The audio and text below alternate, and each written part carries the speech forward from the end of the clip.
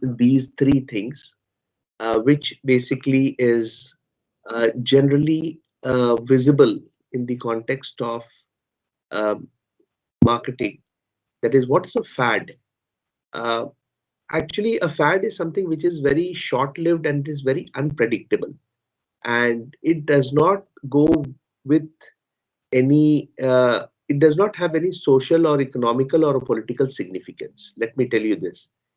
Let's say, for example, a direction or a sequence of event or a momentum or a durability. This basically is associated with, is not associated with fad. So it is something like which is very short lived without any social, economic, or political significance. Like, for example, if there's some sort of an event that is happening, um, the companies can take cue of those events and try to utilize it for the time being. Now, that's basically some sort of a significance, which is called as the fad. In the context of the second one, which is called as a trend. Now, a trend is some sort of an association which exactly is more predictable and durable. So, let's say, for example, it basically can shape the future and it can provide a strategic direction as well. So let's say, for example, we've got a trend can be some sort of it can be towards health, towards nutrition, towards our environment. How exactly the government regulation is there on negative publicity. All these things can be the domain of something which exactly can be called as the trend. So effectively, this is the difference between the trend and a mega trend is a large social, economical, or a political or a technological change that is slow.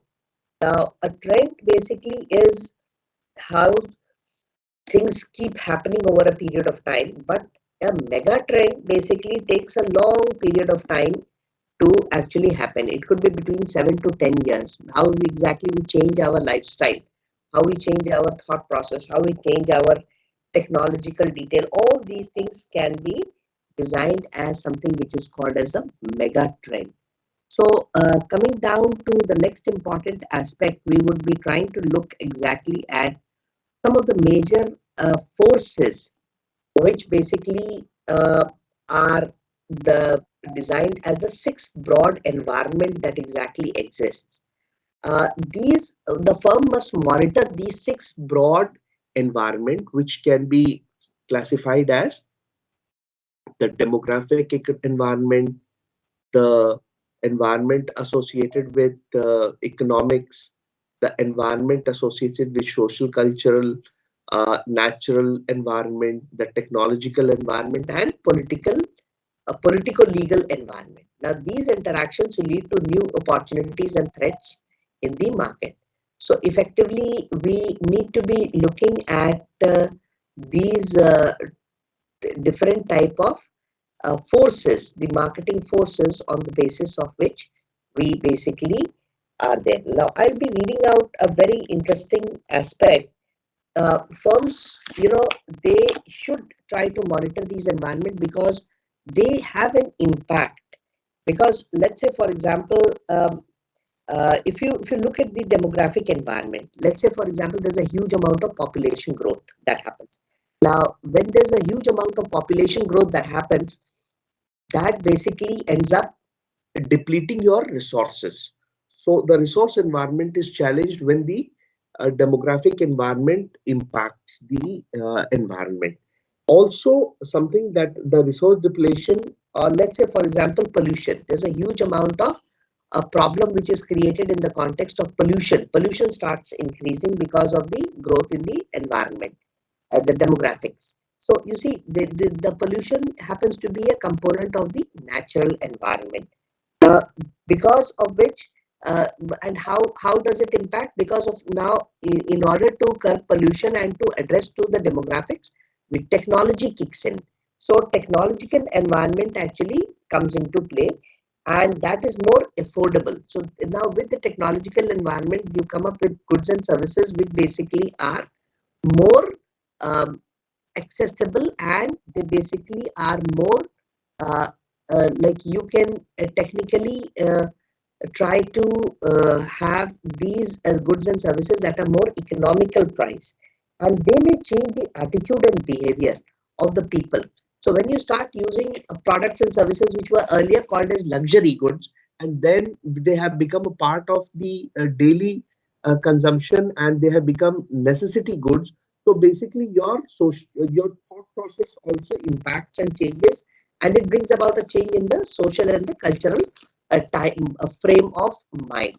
So effectively, one environment ends up impacting the other environment. Now, I will be reading out a very interesting article in the context of the demographic environment when I shall be sharing with you this aspect.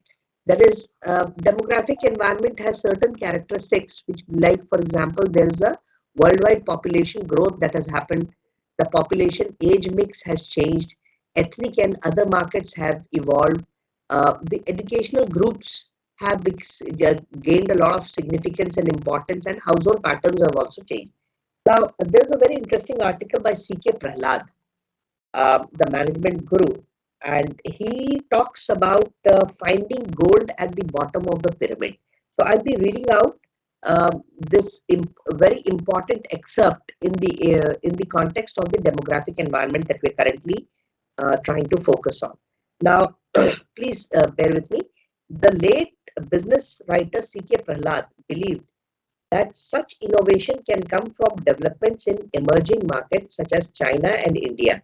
He estimated that 5 billion unserved and underserved people at the so-called bottom of the pyramid. Uh, One study showed that 4 billion people live on rupees 100 or less a day. So this is an observation that 4 billion people uh, live under rupees 100 or less per day. Now, firms operating in those markets have to learn to live with this and to do more with less. So, in Bangalore, India, there's an organization called as Narayan Hridalay Hospital. Now, this Narayan Hridalay Hospital charges a flat fee of rupees 75,000 for a heart bypass surgery. Now, which costs 50 times much more in United States.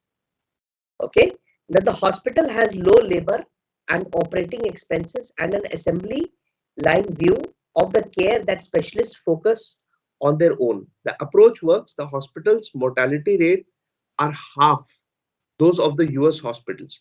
Now, Narayana Hridayalaya also operates hundreds of infants. they operate on hundreds of infants for free and profitably insures 2.5 million poor Indians against serious illness uh, for rupees 10 a month. Now, this basically is something that is happening very much in our very own country. Now, overseas firms are also finding creative solutions.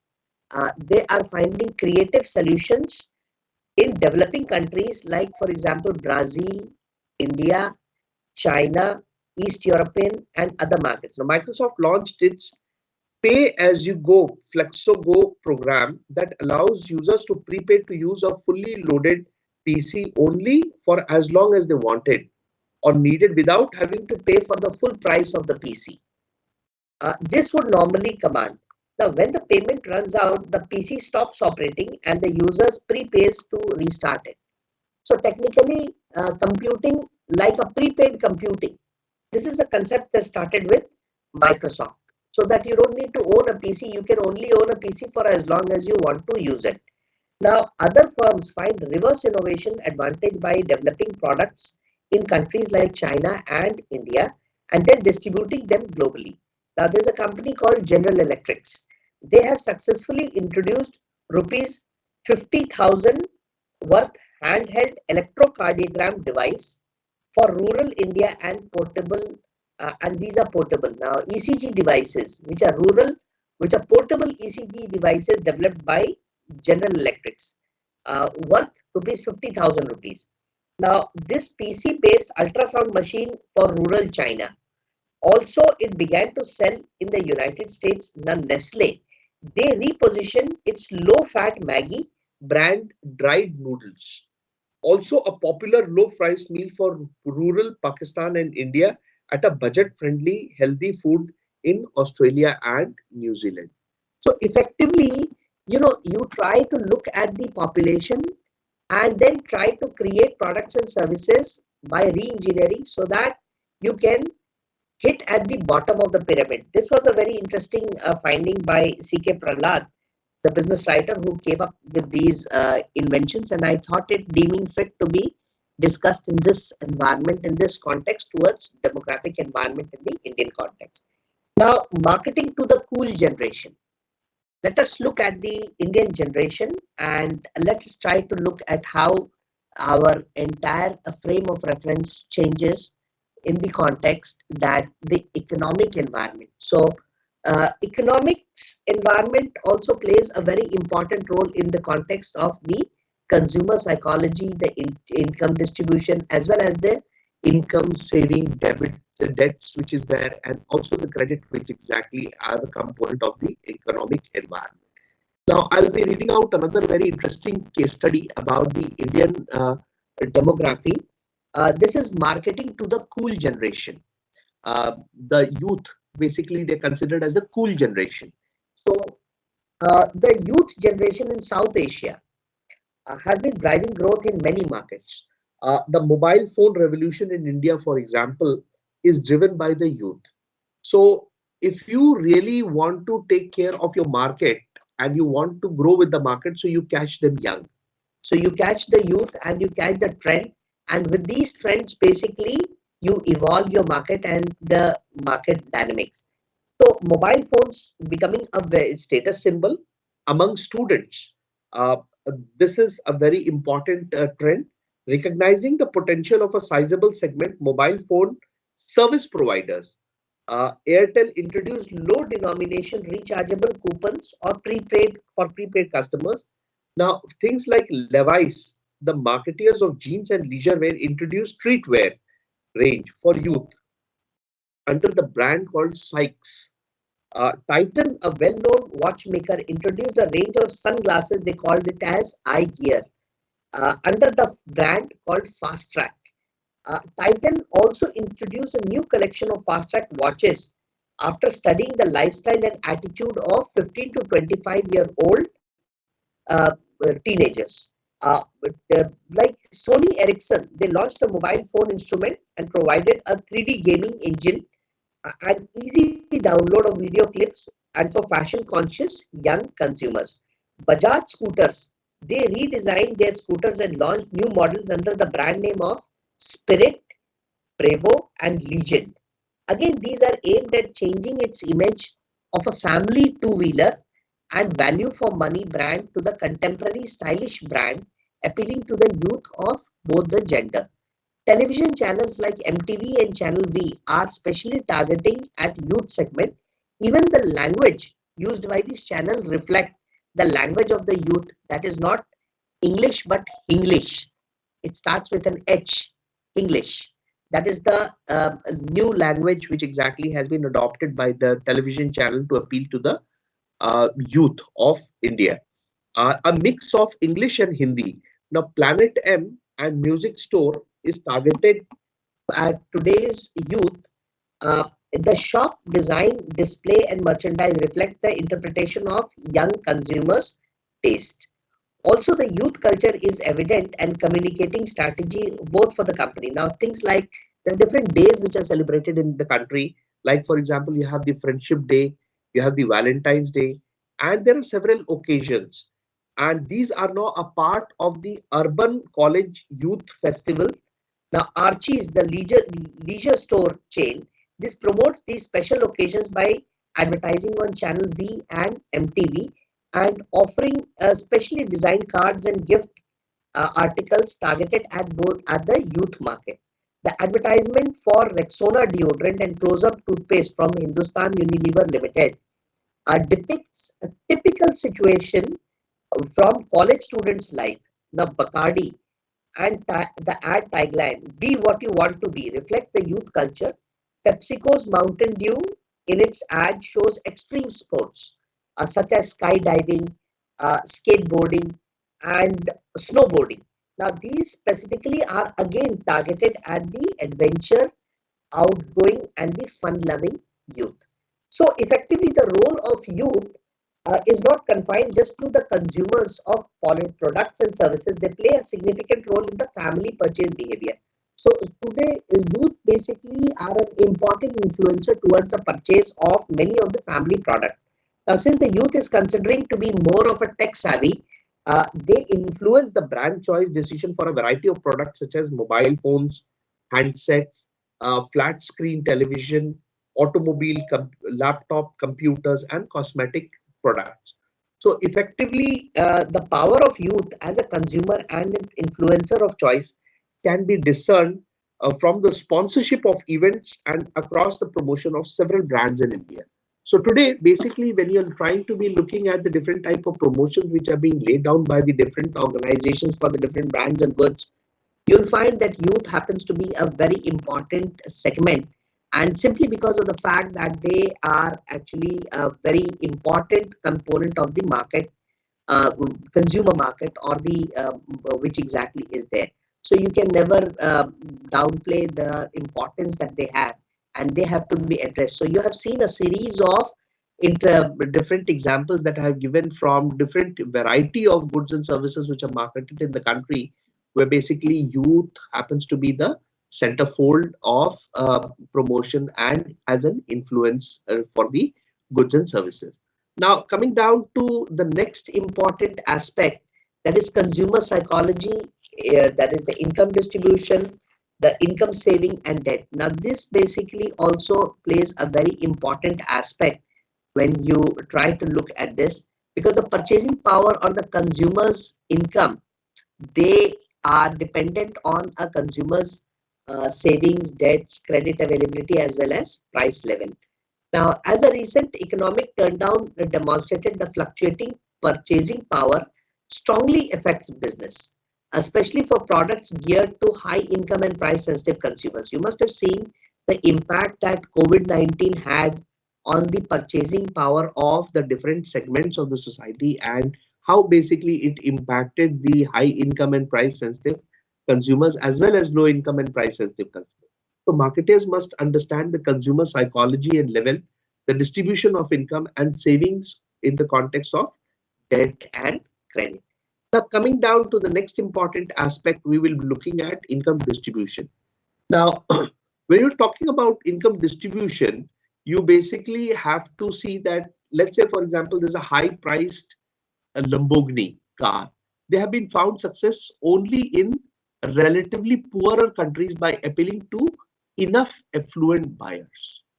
So effectively, what has happened is we have to look into the different classification of the income groups which exactly are there in any sort of an economy. It can be stratified by the different aspect of the transformation that exactly has been there in terms of the different type of income groups from low, medium, high income, mostly medium, and so on and so forth. Coming down to the different aspects that is associated with the next level is called the socio-cultural environment. Now, socio-cultural environment is a mix of the social environment as well as the cultural environment.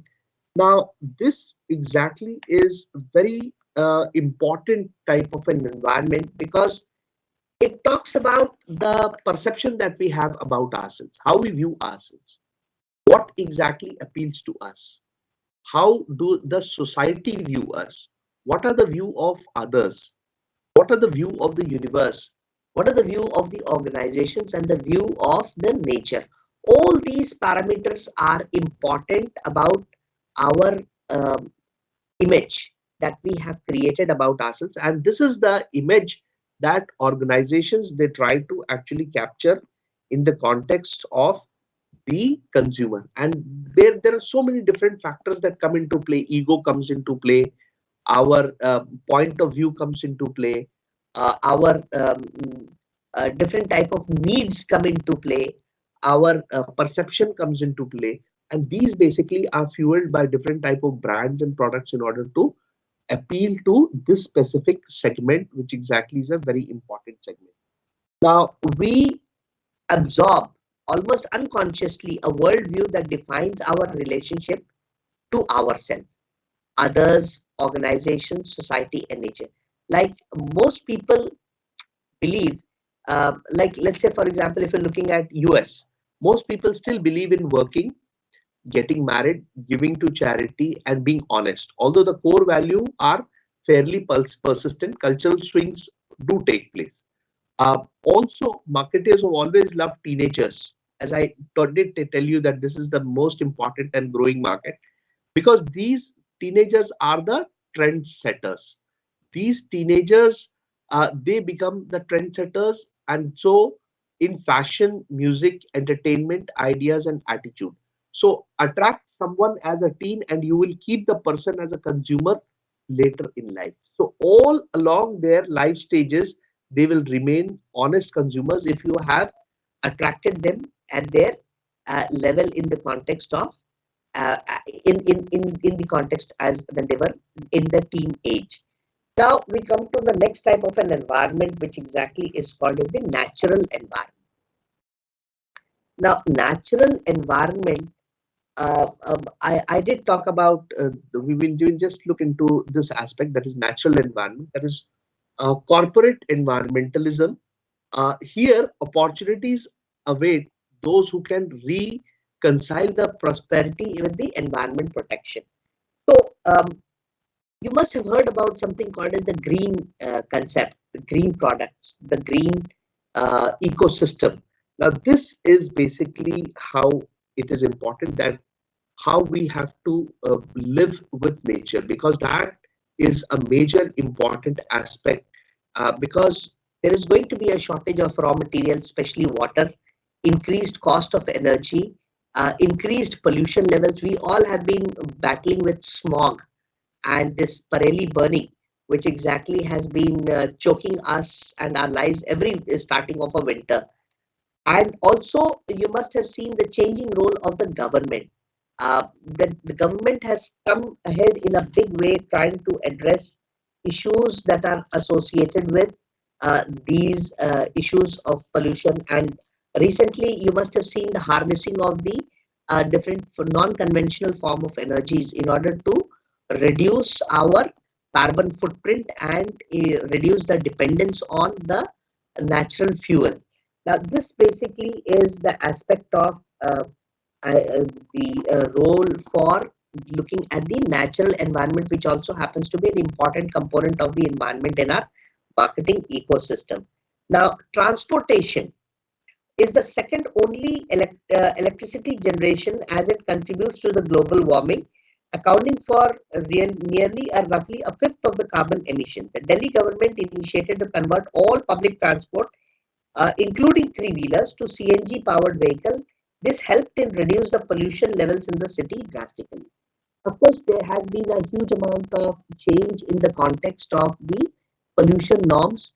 The Automobile Regulatory Authority of India came up with the Euro compliant norms, and you see today diesel manufactured car engines have been done away with because they are basically more polluting, and we have now started migrating to electrical vehicles. You see, two-wheelers also are being diversified with electrical two-wheelers, and we have got four-wheelers also. Electrical vehicle market is a big market that exactly has emerged. And one of the important reasons is in the context of the natural environment because we have to save the future for tomorrow. We cannot be depending on the fossil fuel and we have to harness the other forms of energy. Today, you must be seeing the entire skylines of different cities being like covered with something called as the solar panels, the PV panels, solar PV panels. In fact, I have got a number of studies where basically I have looked into the social domain of social inclusion of solar PV panel for electrical generation in the context of all these electrical energy. So effectively, technological environment plays a very important aspect to assist the natural environment where basically is important. Coming down to the technological environment, we have to look into aspects like the accelerated pace of change, the unlimited opportunities for innovation, the budget for the research and development, and increased regulation of the technology changes. These things basically help in towards the technological revolution. I would be addressing these different elements one by one. Like, let's say, for example, if you're looking at the pace of change. Now, if you're looking at more ideas than ever are working today, between the time frame of idea and implementation is also shrinking. So the time you think of an idea and you're trying to put it into action, again, the time frame is also shrinking. And you've got around Apple, they lamped up with a 9 year selling a staggering 300 million iPods worldwide in 2011. So they just decided to switch off these so uh, popular iPods. They were just done away with simply because they felt that this product is not going anywhere. So this is looking at the unlimited opportunity for innovation. You can see that there are certain areas where basically a huge amount of exciting work is happening, like biotechnology, computers, microelectronics, telecommunication, robotics, um, genes, also non-fattening foods, vaccines. These basically are unlimited opportunity for innovation that exactly is happening. The building miniature water treatment plants, the power of nanotechnology. This is basically the unlimited amount of opportunity for innovation in the context of the marketing ecosystem, which is coming up with new and advanced products for its consumers.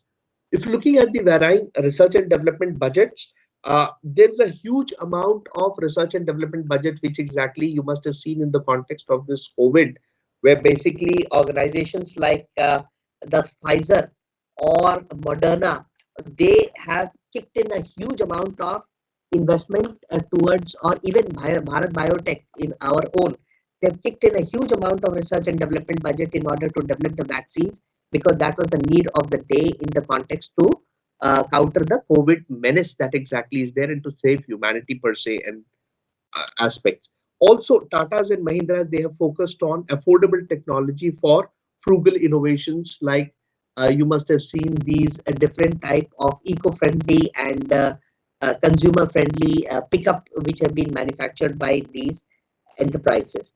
I've also already talked about pharma and the biotechnology companies. Now, when you're talking about the increased regulation of technology changes, here I would like to draw your attention towards the different role of the different agencies, the government agencies like the Food and Drug Authority. They approve drugs before they can be sold. Safety and health regulations have increased food, automobile, clothing, electrical appliances, construction. All these things exactly have had an increased regulation of technological changes which exactly are happening.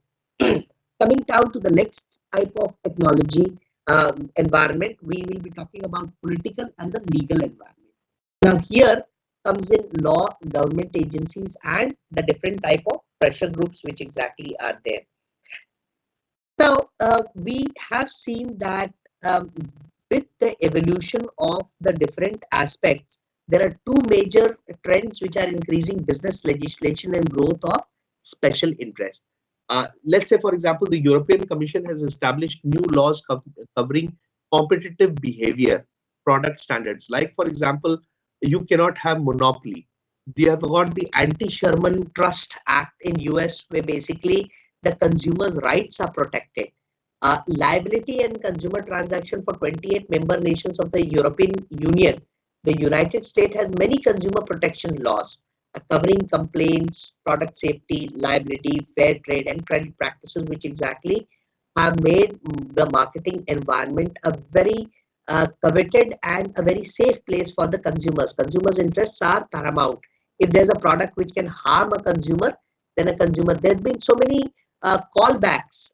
You must have seen that the organizations, when major automobile companies, when they have seen that their products are not basically fit or for the consumer, and the consumer is not adequately compensated for the services that they are supposed to be in terms of the money that they have sent for the products and services, then they call back these cars because they found these defects.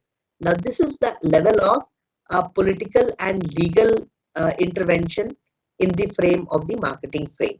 The packaging and labeling in many countries, the laws are very stronger. You've got to today write down what products are there, what are the components. Can it cause some sort of a allergy?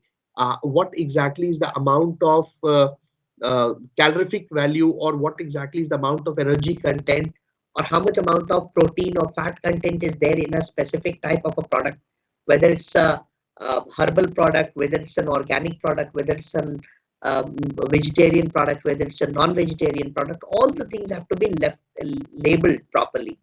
And you have to packaging and label has emerged as another important domain. And safety, liability, fair trade and credit practices, consumer movement organization and the government strengthens the right and protects the rights of the buyers. Also the relationship to sellers, consumerism has won rights, and they need to know the cost of loan and the true cost per standard unit competing brand, like unit pricing, basic ingredients and true benefits of the product. All these things have to be ascertained to the consumer, because the manufacturer has to tell the consumer what exactly the nutritional quality, freshness of food, privacy issues, identity theft. Big data, with the emergence of big data and the privacy issues, there are many new products and brands and apps that came into play. There was a big hue and cry about Facebook stealing the data of consumers, or for that matter even WhatsApp, towards the secure this disclosure norms about the privacy of the data of the consumer, when new products actually kicked in. So public policy are the hot buttons as long as consumers are willing to swap personal information for customized products from the marketeers trust. So this basically political and legal environment also they came a big amount of intervention. Now, how all these match up, these different environmental marketing forces, how they actually come into play. So effectively what happens, a potential marketer sets off consumer with a sufficient amount of interest to the market offer. That is, the available market is a set of consumers who have interest, who have income, access to particular offer, and these eligible adults, they constitute a qualified available market, a set of consumers who have interest, income, access, qualification for the market offer. Now, this is basically what the target market is, a part of the qualifiable market for the economy towards addressing and deciding to pursue. So whenever we are deciding to create any sort of a forecast or a demand measurement, these different type of forces come into play. That is political legal environment, the technological environment, the natural environment, the socio-cultural environment, and the income, the economic environment, as well as the demographic environment. So these are basically the six major forces of the broad environment, which can be broken up into macro environment as well as micro environment. So coming back to the six major forces of the broad economic broad environment, we have got the demographic environment, we have got the economic environment, the socio-cultural environment, natural, technological, and political environment. So this aspect was associated with um, unit number 1, where basically today we have finished with unit number 1 and we would be going to the second unit.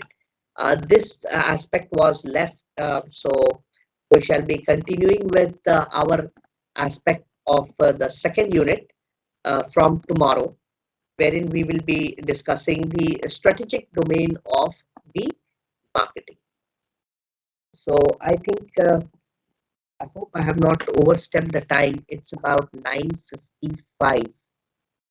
What was the time slot for the session? So 9:20 to 10. Okay. So it's about 9:20 to 10. So we still have about 5 minutes of time left. Since the attendance is auto taken care of, I don't need to worry about the attendance because that is automatically downloaded.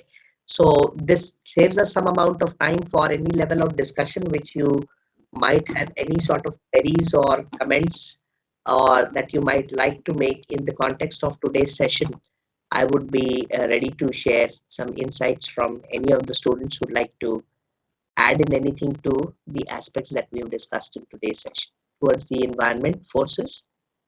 Yes, anybody of you would like to add in anything? Or if you have a query, feel free to shoot. I'm all ears.